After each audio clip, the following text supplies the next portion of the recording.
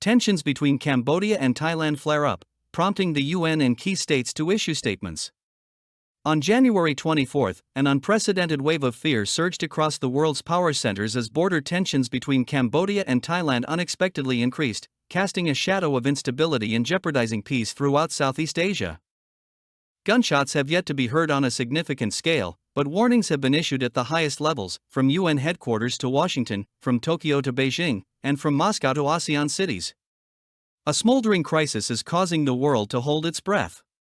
UN Secretary-General Antonio Guterres, through his spokesman, has expressed worry about the situation along the Cambodia-Thailand border. He urged both countries to display maximum moderation, emphasizing the importance of finding a long-term solution based on discussion and good neighborliness. The UN's prompt response demonstrates the seriousness with which the international community views the potential of conflict this time. Meanwhile, the United States, a global power with strategic interests in Asia, has expressed strong alarm.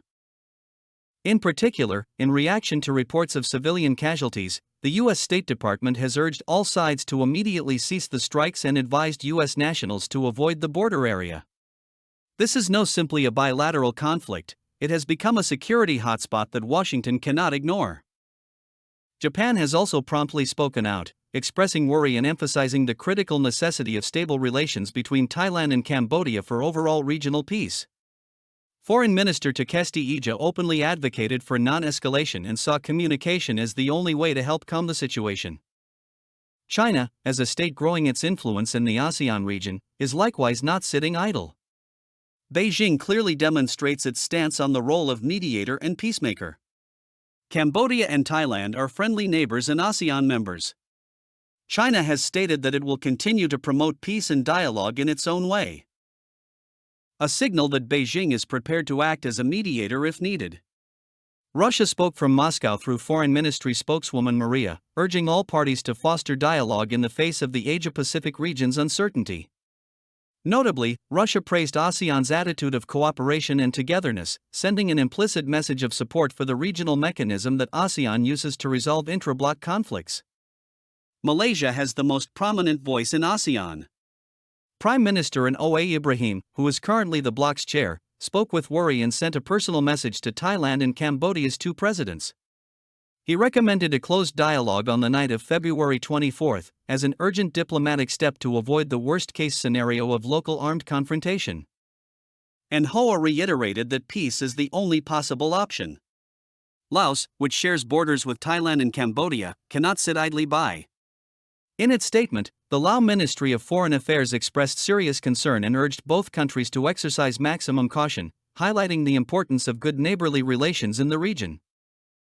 All of the declarations include a near-unanimous appeal for moderation, opposition to escalation, and support for a dialogue solution. But beyond the diplomatic rhetoric is a deadly undercurrent. A probable breakdown in ASEAN if the two main members are unable to meet together. The question now is, what is going on near the Cambodia-Thailand border? Is this just a local war, or is it the culmination of years of simmering tensions between two countries with historical differences, strong nationalist sentiments, and opposing geopolitical goals? Although the particular cause has yet to be revealed, it is evident that this crisis has escalated beyond normal control when a number of significant nations must speak up at the same time and the entire ASEAN region is caught up in the negotiation vortex. This is no longer just a border confrontation. This is a significant test for the durability of the Southeast Asian regional order. For decades, the order has taken pride in maintaining peace and stability. Can Cambodia and Thailand step back from the brink? Can international calls quell the blazing fire? The response will arrive in the next days. But today, the world is holding its breath as it monitors every development at the border of two Southeast Asian countries, where a minor error may send the entire region into a hazardous spiral not seen since the post-Cold War era.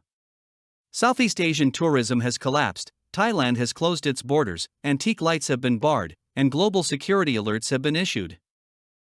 Thailand unexpectedly closed its border with Cambodia on January 24, restricting a number of popular tourist attractions and temporarily banning all traffic at key border crossings, sending shockwaves through the Southeast Asian tourism industry. The order came immediately after a series of mine explosions and skirmishes along the border that killed and maimed dozens of soldiers and civilians. Tens of thousands have been evacuated. The current scenario is not just a regional problem, but it also threatens to disrupt the tourism supply chain between the two countries, as well as hundreds of thousands of international tourists' journeys of discovery. Lieutenant General Bazin Palong, commander of Thailand's 2nd Army Corps, issued the decision, which would be implemented immediately in 4 provinces bordering Cambodia: Apon, Ratani, Surin, Sisaket, and Buriram. Famous sites such as Trong Biosi, Trong Anma, and particularly ancient home relics such as Taman and Takawai lamps, which are highlights of the cultural heritage exploration adventure, have been closed forever. All forms of trade, tours, personal travel, and visits have been halted until the situation is fully under control. These developments do not occur in a vacuum. Tensions have been building since late May, when a Thai soldier was killed in a shooting near the disputed border area. By May 23, Thai officials accused Cambodia of placing explosives in the area of the previous skirmish, and the situation quickly escalated into an armed war. Fighting broke out early on January 24 at the Taman Temple complex, where the two countries have long contested control, and swiftly extended to Phon Denvervai, the site of violence in 2008. Worryingly, the humanitarian ramifications are becoming clearer. According to Thai media, at least 9 Thai civilians have died, 14 have been injured, and over 40,000 people have been evacuated from border communities. Cambodia has yet to disclose a casualty tally, but photographs circulating reveal that several residential areas near the front line have been severely damaged. Both sides continue to accuse each other of being the first to fire, making it doubtful that tensions will ease in the near future. The international community reacted quickly, with the UK Foreign Office amending its travel advice, confirming the closing of the border between the two nations and advising visitors to exercise extreme caution in contested areas. The FCDO also warns of the possibility of unexploded munitions, particularly near Black Kora Bay, and asks visitors to closely adhere to local authorities' directions and avoid moving freely outside of designated safe zones. The U.S. Embassy in Bangkok has issued a security advisory, advising U.S. citizens to avoid the border area and reassess their travel plans. Canada has encouraged its nationals to take great caution when visiting Cambodia, while Australia has advised utmost safety precautions. Hong Kong and China, in particular, have issued amber alerts, the lowest level in a 3-tier system but a strong indication that the situation may shift abruptly. The impact on the region's tourism sector was immediate. Travelers in Bangkok, Pham Bang, and Say Rip, 3 important tourist destinations, have reported interruptions to their travel plans, with inter-country road trips, Angkor Wat temple tours from Thailand, and journeys to Koh Trang across the eastern border all badly impacted. Several tour companies have forced to cancel tours as bewildered guests seek ways to alter their insurance, receive refunds, or divert to other places. Many people are worried about the likelihood of a greater confrontation. If not addressed quickly, the scenario might result in a blockade of both land and air links between the two countries.